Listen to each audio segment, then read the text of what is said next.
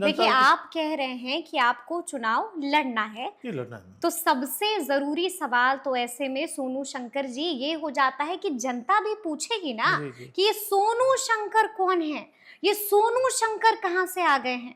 तो थोड़ा सा अपने बारे में भी जनता को बताइए कि कौन है सोनू शंकर। सोनू शंकर जो नाम है वो तेघरा में लोग जानते हैं, इसलिए वजह जानते हैं कि जो समाज सेवा होता है, समाज सेवा मैंने उतना किया है वहाँ उस क्षेत्र में।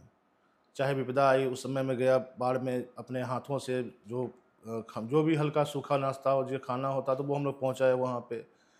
जो अभी भी जो मतलब हम लोग साल में मैम कम से कम 10 सारी वो वत्स 10 शादी करवाते हैं। वत्स सेवा समिति करके एक छोटा-सा सामूहिक विवाह हाँ, कराते जैसे कि हैं। वहाँ पे होता है, तो उसमें भी हम लोग का योगदान रहता है। जयमंगला वाहिनी है, वो भी निरंतर कुछ ना कुछ काम करती है, उसमें भी मेरा सहयोग रहता है हमेशा।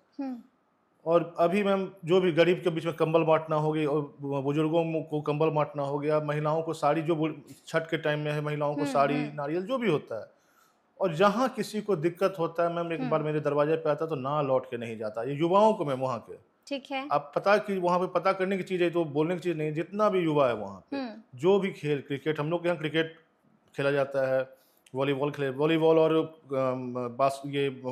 हॉकी, फुटबॉल ये सब खेला जाता है, क्रिकेट। इसमें जितना मुझसे सहयोग हो पाता है, लगभग हम लोग करते नहीं, हैं सर। सहयोग तो ठीक है, इस सहयोग में तुम बढ़ चढ़ के लेकिन हिस्सा लोग लेते जानना चाह रहे हैं सोनू शंकर जी कि हैं कौन। हैं कौन सोनू शंकर बचपन के बारे में कुछ बताइए, कुछ मैम। पढ़ाई के बारे जी, में जी, जी। बताइए। तो मेरा बेसिक पढ़ाई जो हुआ मैम वो तो बेगूसराय में ही हुआ। बीआरडीबी का स्टूडेंट था मैं। फिर उसके बाद 10वीं तक की पढ़ाई 10वीं तक हुई वहाँ वहां पढ़ा से। मैं। फिर हाँ। 12th के बाद 12th में मैंने भी दलसिंह सराय में एक स्कूल है सेंट पॉल स्कूल करके, वहाँ से मैंने किया। उसके बाद फिर तैयारी करने गया एमबीबीएस के लिए। फिर नेशनल मेडिकल कॉलेज में से एमबीबीएस किया। एमबीबीएस करते करते मैं फाइनल ईयर में जब एग्ज़ाम मेरा था, उस नज़दीक आ रहा था, लास्ट ईयर जब था मेरा, तो मेरे पिताजी थोड़ा बीमार पड़ गए। उनका किडनी डैमेज हो गया था। तो फिर कैसे इलाज होगा, चूँकि घर में और कोई थे नहीं, मतलब मैं। कितने भाई बहन हैं? हम एक अभी तो फिलहाल एक भाई एक बहन है। पहले हम 3 बहन थी, 2 एक्सपायर कर गई हैं मेरी। अच्छा। तो बीमारी से लंबा हम लोग जूझे हैं इस चीज़ को। तो उसके बाद फिर लास्ट ईयर में पिताजी का ट्रांसप्लांट था, तो फिर मैंने फाइनल एग्ज़ाम जो होता है उसको छोड़ा। और फिर यानी कि एमबीबीएस की पढ़ाई बीच में आपको नहीं, नहीं छोड़नी छोड़ा नहीं पड़ी। मैं। उसके बाद एक एग्ज़ाम मतलब फाइनल मेन एग्ज़ाम जो होता है उसमें अपीयर नहीं हो पाया था, क्योंकि उसी दिन उनका ऑपरेशन था और मैं कलकत्ता में उनके साथ था। उसके बाद फिर वो रिकवर होके आए बेगूसराय। उसके बाद हम लोग 4 महीने बाद एक सप्ली का एग्ज़ाम होता है, सप्लीमेंट्री जिसको कहते हैं, वो हमने दिया और वो पास कर गए। उसके बाद फिर लगातार वो बीमारी, क्योंकि अब पढ़ाई कैसे भी हमको पूरा करना ही था। बिल्कुल जी। तो उसके बाद फिर मैंने जब वापस आया तो पिताजी का भी कहना था कि नहीं, मैं स्वस्थ नहीं रहता हूँ। तुम भी, क्योंकि मैं बचपन से मैम जानता नहीं था पापा क्या बिजनेस करते हैं। हम लोग को कभी इस चीज़ को दिखाया ही नहीं है क्या पापा का इनकम क्या है या क्या वो कर रहे हैं। लेकिन हाँ, इतना पिताजी क्या करते थे? मेरे पिताजी पहले ट्रांसपोर्टर भी थे और बाद में जब मैं मेडिकल कॉलेज में एडमिशन लिया, उसमें एक पेट्रोल पंप मिला मेरे को।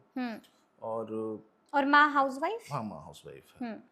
फिर 2008 में मेरी शादी हुई। 2 बेटे हैं मेरे, अभी दोनों बाहर पढ़ रहे हैं। और इससे आगे बाकी पिताजी हमेशा से जो पिताजी मेरे पूरा फैमिली में उस तरह का था कि जैसे मेरे अंकल थे डॉक्टर रतन प्रसाद, वो भी लगातार मेडिकल कैंप वगैरह लगाते, तो वो उससे हम लोग बहुत ज़्यादा प्रभावित थे। तो बचपन से ही वहाँ जाते आते थे कि वहाँ मेडिकल कैंप है, तो समाज सेवा का भाव तो बचपन से ही है। या पिताजी मेरे हर साल कंबल बांटना, किसी लड़की का शादी करवा देना, ये सब मंदिर बनवा देना। यानी कि ये जो गुण आप में आया जी, है जी, वो ये गुण उनका पिताजी जी, से आया उनका है। गुण है सब कुछ। और उन्हीं का आदर्श है मैम, वही मेरे सब कुछ हैं। तो उन्हीं को देख के ही बड़ा हुआ हूँ मैं। तो मैं जानता हूँ कहाँ क्या करना था, नहीं करना था। और उनमें एक लीडरशिप क्वालिटी भी थी। क्वालिटी है जी, पिताजी वो में।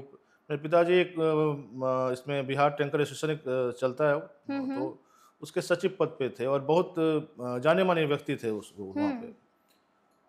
उसके बाद मेरे फिर पिताजी एक्सपायर किए, 4-5 साल हुआ अभी से। लेकिन और उसके बाद मैं बीमार पड़ गया। पिताजी का निधन हो जी, गया जी, 4-5 उसके साल बाद मैं पहले। बीमार पड़ गया। लेकिन जब बीमार इतना ज़्यादा था कि उसके बाद मैं सोचा कि भाई ये फिर ज़िंदगी दोबारा नहीं मिलेगी, तो जो करना है, जो कमाना है। यानी कि उस वक्त टूट गए थे आप। हाँ, टूट गए थे मैम। लग रहा था कि फिर क्या होगा, क्योंकि घर में कोई है नहीं और तो ज़िम्मेदारी बहुत बड़ी थी।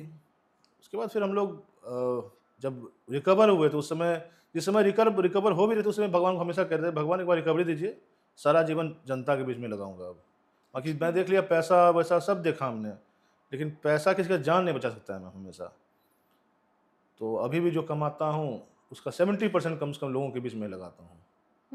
कर रहा हूँ उस तरह से, फिर हम लोग कर रहे हैं, उसको आगे बढ़ा रहे हैं। फिर बाद में आशुतोष जी के संपर्क में आया और राजनीतिक दिलचस्पी हमको वहीं से हुई।